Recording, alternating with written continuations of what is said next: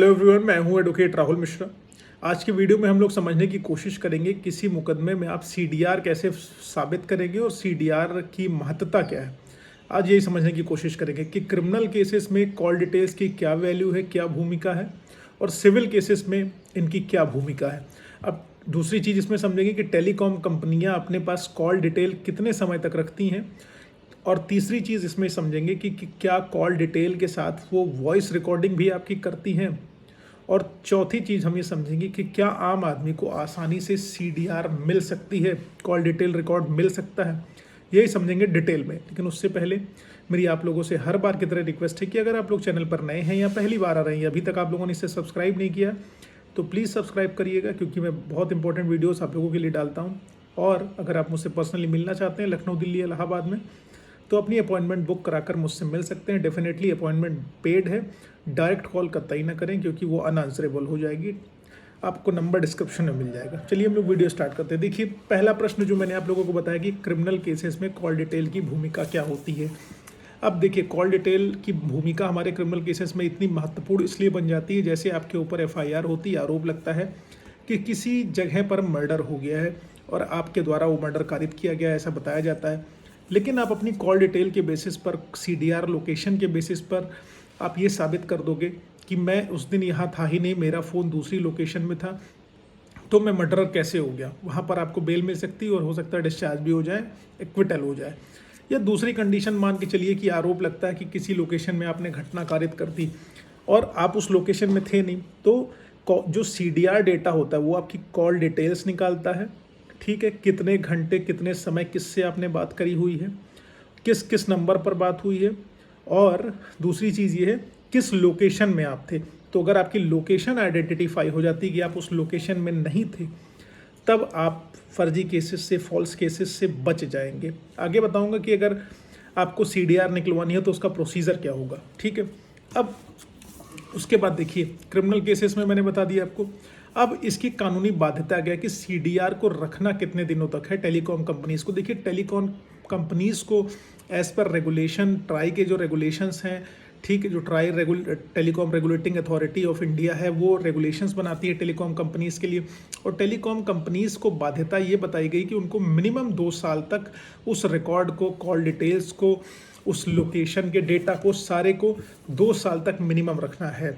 और डिलीशन से पहले उनको ट्राई की परमिशन, यानी कि टेलीकॉम रेगुलेटिंग अथॉरिटीज़ की परमिशन लेनी पड़ेगी। अगर उनकी परमिशन के बिना वो डिलीशन करते हैं तो कार्रवाई भी होगी, इसलिए डिलीट करने के लिए भी उनको उनकी परमिशन लेनी पड़ेगी। इसमें मैंने आपको जैसा कि बताया, लोकेशन आपकी होती है और आपने किस नंबर पर किससे बात करी हुई। तीसरा प्रश्न इस वीडियो में मैंने आपको कहा था कि बताऊंगा आप लोगों की क्या लोकेशन के साथ साथ, कॉल डिटेल्स के साथ साथ क्या आपकी वॉइस रिकॉर्डिंग भी होती है। तो यहाँ पर मैं क्लियर कर दूँ, आपकी वॉइस रिकॉर्डिंग नहीं होती है, केवल आपकी लोकेशन रिकॉर्ड रहेगी कि किस लोकेशन पर थे आप। दूसरी चीज़, आपकी कॉल्स रहेंगी, किस नंबर पर कितने समय आपने बात करी हुई है, लोकेशन रहेगी बस। और आपकी वॉइस रिकॉर्डिंग नहीं होती, इसलिए अलर्ट रहिए। बहुत सारे लोग मिसकंसेप्शन फैलाते हैं कि वॉइस रिकॉर्डिंग होती है और सबको डेटा रिकॉर्ड रहता, नहीं। देखिए, वॉइस रिकॉर्डिंग करना इलीगल है, आर्टिकल 21 का वायलेशन है, पर्सनल लाइफ और लिबर्टी का मैटर है। आप सुप्रीम कोर्ट जा सकते हैं अगर आपकी कोई कॉल रिकॉर्ड करता है आपकी बिना परमिशन के। ठीक है, हाँ, उस कंडीशन में आपकी कॉल रिकॉर्ड करी जा सकती है जब आप क्रिमिनल वगैरह हो, जब गवर्नमेंट अथॉरिटीज़ ने परमिशन दे रखी हो, जब आपके ऊपर मुकदमे चल रहे हों और कोर्ट ने उसमें परमिशन दी हो और पुलिस को इंपॉर्टेंट लगता होगा या इसका नंबर सर्विलांस पे रख के इसको पकड़ा जाना जरूरी है, तब उस कंडीशन में कॉल रिकॉर्ड हो सकती है, वरना नहीं हो सकती है। अब अगली चीज़ क्या आती है कि सीडीआर, जैसे मान लीजिए किसको मिलता है। ठीक है, कॉल डिटेल्स अगर किसी को निकलवानी है तो हर किसी व्यक्ति के लिए क्या कॉल डिटेल निकलवाना आसान है। तो मैं आपको क्लियर बता दूं, हर व्यक्ति के लिए कॉल डिटेल निकलवा पाना किसी मैटर में बिल्कुल भी आसान नहीं है।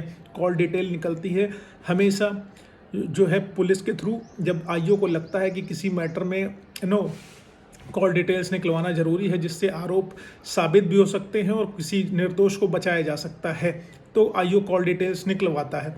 उस कंडीशन में क्या होता है, जब आईओ कॉल डिटेल्स वगैरह निकलवाता है तो उस कंडीशन में क्या होता है, उस कंडीशन में ये साबित हो जाता है कि जिस व्यक्ति के ऊपर आरोप लगाए गए हैं वो व्यक्ति उस जगह पर था या नहीं था। अगर था तो कितने से कितने बजे तक था, या जिस समय घटना कारित हुई उस समय था, अगर नहीं था तो बच जाएगा।